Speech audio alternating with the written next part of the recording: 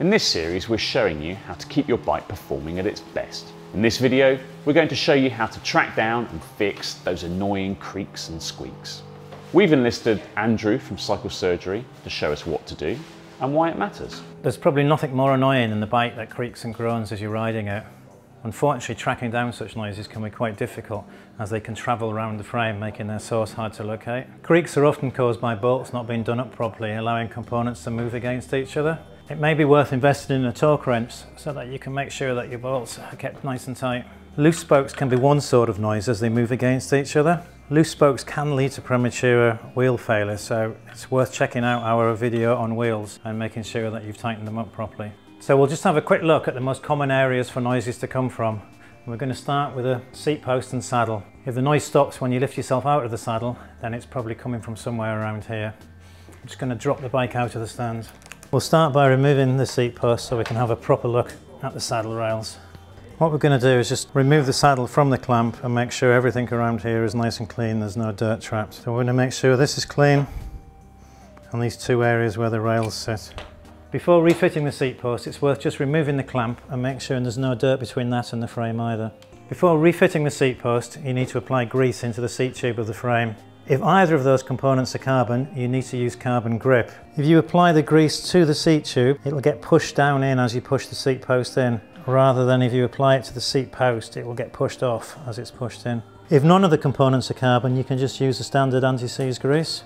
I'm just going to adjust the angle of the saddle so that it's pretty much horizontal. And this is where your torque wrench comes in. Manufacturer's recommended torque for this bolt is 8 to 10 Newton meters. Again, if you have a carbon frame, it's vital to use a torque wrench when tightening the seat clamp, otherwise you could damage the frame.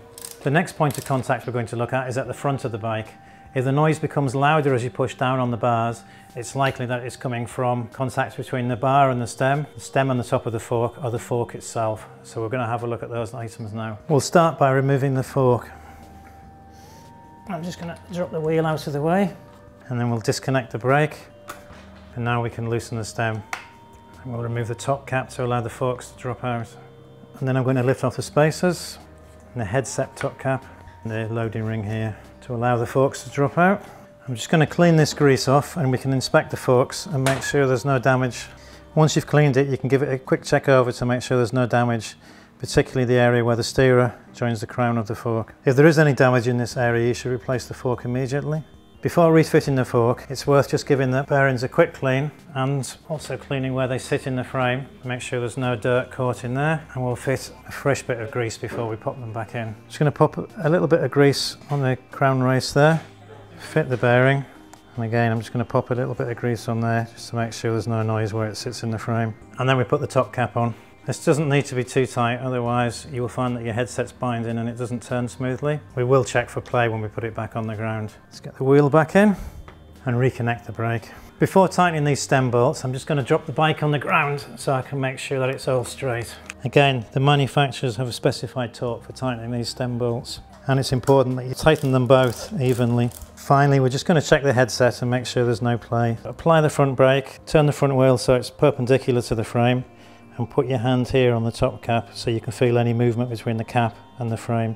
The last place to check is where the stem and the handlebars come together.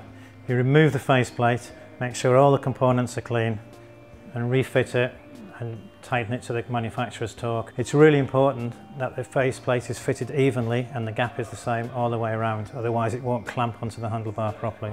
The last point of contact that can make noise are your pedals. It's worth making sure that they have plenty of grease in them where they're screwed into the crank arms. If your pedals aren't new, it's worth just checking that the bearings are smooth and that there's no excessive movement. It can also be worthwhile just putting a drop of wet lube onto the clip-in mechanism. If you've checked your pedals and they're all good, then we're going to have to delve a little bit deeper to find the source of the problem. We'll start by removing the chain set so that we can check the chainring bolts and the bottom bracket. We'll start by loosening the two pinch bolts before removing the loading cap. Just going to drop the chain down onto the smaller chainring and just pull the drive side out. Now that we've got the chain set off, it's worth just checking that the bottom bracket is in good condition.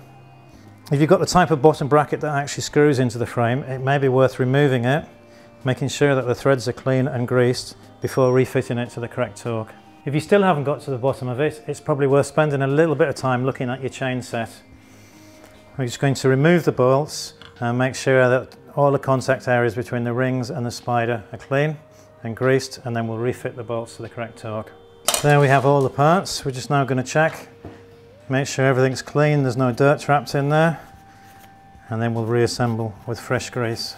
Again, we're going to use a torque wrench just to make sure that we get those bolts tight enough, and it's important that you do them all evenly. We'll just clean off any excess grease before we put it back on. And before putting it back through the bottom bracket, we're just going to put some fresh grease on the shaft here. Lift the chain onto the small chain ring out of the way so it doesn't get trapped between the chain set and the bottom bracket.